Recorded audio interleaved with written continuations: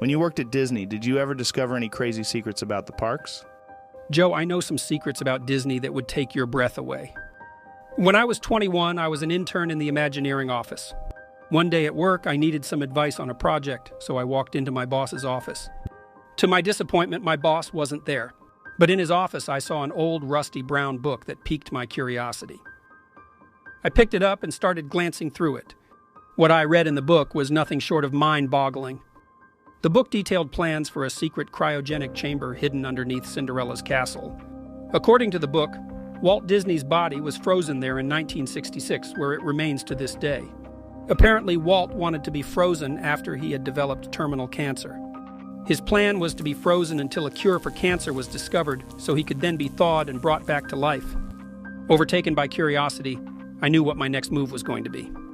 I showed up to Magic Kingdom the next day, pretending to be a normal visitor.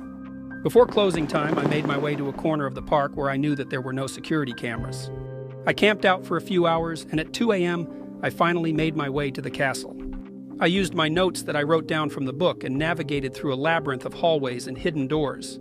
Finally, I reached a white door with a big cursive W written on the front. I entered the 9-digit code and made my way in. I was amazed. Inside was exactly how the book said it would be. The room was a state-of-the-art preservation lab, illuminated by the glow of massive machines. In the center of the lab was a clear glass cryogenic capsule. Lying beneath the capsule was what appeared to be Walt Disney's frozen body. I was in utter disbelief. I spent a few minutes inspecting the lab before the silence inside was shattered by the sound of approaching footsteps. A man in a black suit opened the door and immediately started chasing after me. Deeply panicked, I found a set of spiral staircases in the back of the chamber and started sprinting up them. I navigated my way through a new labyrinth of hallways and doors until the footsteps subsided. I had lost him. I finally got to the park level and tiptoed my way to a hidden exit.